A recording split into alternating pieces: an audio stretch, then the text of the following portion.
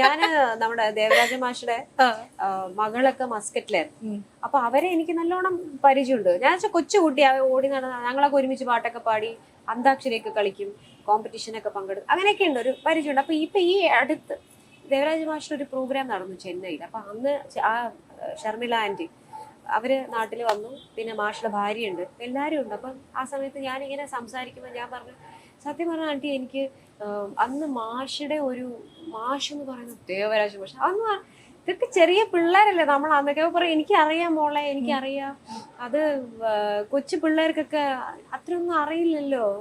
ഒരു മാഷ് ഭയങ്കര സ്ട്രിക്റ്റ് ആയിരുന്നു. മാഷ് എൻ്റെ അടുത്ത് എന്നെ കുറച്ച് വഴക്കല്ല, കളിയാക്കും, മാഷിക്ക് കളിയാക്കില്ല. അപ്പൊ മാഷ് ഇങ്ങനെ ചെറിയ ശബ്ദത്തിലല്ലേ സംസാരിക്കാൻ, ആരാ മാഷ എന്നെ ഞാൻ ഇന്നലെ ഇവിടെ സൗണ്ട് വോയിസ് ടെസ്റ്റിന് വന്ന്, ആണോ ഇങ്ങനെയല്ലല്ലോ വന്നത്, അതല്ല മാഷ ഇന്നലെ ഞാൻ മുടി ഇങ്ങനെ, എന്തിനാ ഇങ്ങനെ മാറ്റി മാറ്റി മുടി സ്റ്റൈല് ചെയ്യുന്നത്, ഒരേ സ്റ്റൈലിൽ നടന്നൂടെ എപ്പോഴും.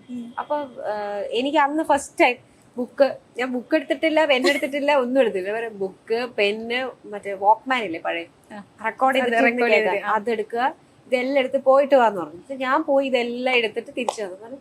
അങ്ങനെ ചുരിദാറൊക്കെ ഇട്ട് മറ്റേ മുടിയൊക്കെ കെട്ടിയിട്ട്, എപ്പോഴും പാടാൻ പോകുമ്പോൾ മുടി കെട്ടിയിട്ടിട്ടേ പാടാവും എന്നൊക്കെ പറഞ്ഞ് അങ്ങനെയൊക്കെയായിരുന്നു ഡിസിപ്ലിൻ അന്ന്. അത് ശ്രീനാരായണ ഗുരു അദ്ദേഹത്തിനെ കുറിച്ചുള്ള ഒരു പാട്ടാണ് മാഷ് ലാസ്റ്റിൽ ചെയ്തത്. അപ്പൊ അതില് ഭാഗമാകാൻ പറ്റി, അപ്പൊ മാഷിയുടെ കൂടെ വർക്ക് ചെയ്യാൻ പറ്റി. മാഷ് അതിനുശേഷം മാഷിയുടെ കൂടെ ഒരുപാട് വേദികളിൽ അദ്ദേഹത്തിന്റെ ഷോസിന് എനിക്ക് പാടാൻ പറ്റിയിട്ടുണ്ട്. അതിന്റെ ഇടയിൽ ഒരു സംഭവം ഉണ്ടായത്, മാഷ് എൻ്റെ അടുത്ത് ഒരു ഷോയിന് വിളിച്ചു.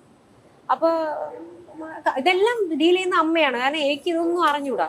അതേ സമയത്ത് എനിക്ക് സൂര്യകൃഷ്ണമൂർത്തി സാറിന്റെ ഒരു പ്രോഗ്രാം വന്നു, ഒരു ക്ലാസിക്കൽ കച്ചേരി. അപ്പൊ ആദ്യം കമ്മിറ്റ് ചെയ്തത് ഈ കച്ചേരിയായിരുന്നു. അപ്പൊ മാഷ് വിളിച്ചു, മാഷിന്റെ പ്രോഗ്രാം ഉണ്ട്. അപ്പൊ അന്ന് എന്താ എനിക്കറിഞ്ഞൂടാ, ഞാനാ ഫോൺ എടുത്ത്.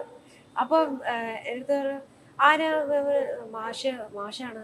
ആ മാഷ പറയൂ, ഇങ്ങനെ പ്രോഗ്രാം ഉണ്ട്, അപ്പൊ എനിക്ക് എന്ത് ചെയ്യണമെന്ന് അറിയില്ല. ഞാൻ അയ്യോ ഇപ്പുറത്ത് വേറെ പ്രോഗ്രാം ഉണ്ട്, ഇത് എന്ത്. അപ്പൊ ഞാൻ മാഷോട് പറയാ വളരെ കൂളായിട്ട്, കാരണം മാഷ എനിക്ക് ഇങ്ങനെ ഒരു പ്രോഗ്രാം ഉണ്ട്, അപ്പൊ എന്ത് ചെയ്യും. അപ്പൊ മാഷ അപ്പൊ എന്താ ചെയ്യാൻ പോന്നെ. മാഷ എനിക്ക് അത് പ്രോഗ്രാം ആദ്യം എടുത്തത് കൊണ്ട് പിന്നെ ഇതിന് എനിക്ക് വരാൻ പറ്റില്ല. ഓ എനിക്കിങ്ങനെ എന്റെ പ്രോഗ്രാം ഇന്നയാൾ എന്നെ പാടണം എന്ന് ഒരു നിർബന്ധമില്ല. മാഷ ഫോൺ വെച്ചു. അപ്പൊ ഞാൻ ഓക്കെ മാഷ താങ്ക് യു എന്ന് പറഞ്ഞു ഞാൻ ഫോൺ വെച്ചു. അപ്പൊ എനിക്കത്ര അറിയുള്ളൂ, എന്താ നഷ്ടപ്പെടുന്നേന്ന് പോലും ഓക്കെ മാഷ. പക്ഷെ കാരണം നമുക്ക് ഇപ്പുറത്ത് ഇതിനും പോണം അതിനും പോണം, ആരെങ്കിലും ഒരാളുടെ അടുത്ത് ഇത് പറയണ്ടേ. അപ്പൊ മാഷ് എനിക്കിങ്ങനെ നിർബന്ധമൊന്നുമില്ല. അപ്പൊ ഫോണ് ചിലപ്പോ ഞാൻ പറയാം, അമ്മ മാഷ് പറഞ്ഞ കുഴപ്പമൊന്നുമില്ല, നിർബന്ധമൊന്നുമില്ല എന്ന് പറഞ്ഞു. അപ്പൊ അമ്മ എന്ത് മാഷോട് അങ്ങനെ പറഞ്ഞു. മാഷ് അങ്ങനെ പറഞ്ഞു മാഷ് ഫോൺ എടുത്തില്ല, മാഷിന്റെ ഭാര്യ ഫോൺ എടുത്തു. അപ്പൊ ഫോൺ എടുത്തപ്പോ പറഞ്ഞ ഇല്ല മോളെ, ഇങ്ങനെ മാഷ് ഇവിടെ ചിരിക്കുക, എനിക്കിങ്ങനെ പ്രോഗ്രാം ഉണ്ട് പക്ഷെ ഞാൻ ഇതിന് പോണ. അപ്പൊ പറയാ അവളിങ്ങനെ പറഞ്ഞു മാഷ് ചിരിക്കാതെ അവിടെ ഇരുന്നത്. അപ്പൊ അത്ര പോലും അതെന്താന്ന് അറിഞ്ഞൂടാ. അപ്പം ഇത് ഞാൻ ഇതിനിടയ്ക്ക് മാഷിന്റെ മോള് വന്നപ്പോ ഞാൻ പറഞ്ഞപ്പോ ഭയങ്കര ചിരിയാണെന്ന്. ഞാൻ പറഞ്ഞ ഇപ്പൊ ഞാനത് ഇരുന്ന് ആലോചിക്കുമ്പോ എനിക്ക് മാഷോടാണോ ഇതൊക്കെ പറഞ്ഞത്. പക്ഷെ അതിനുശേഷം പിന്നെ വേറെ പ്രോഗ്രാമിന് മാഷിനോട് പാടി. അപ്പൊ എന്നെ കളിയാക്കും, പറയും ഓ നല്ല ബിസി അല്ലേ എന്നെ പറഞ്ഞ് കളിയാക്കും. അപ്പൊ പിന്നെ അതൊക്കെ മാറി.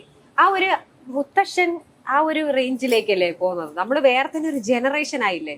അപ്പൊ ആ ഒരു ദേഷ്യമൊന്നുമല്ല, നമ്മളോട് ഒരു വാത്സല്യ.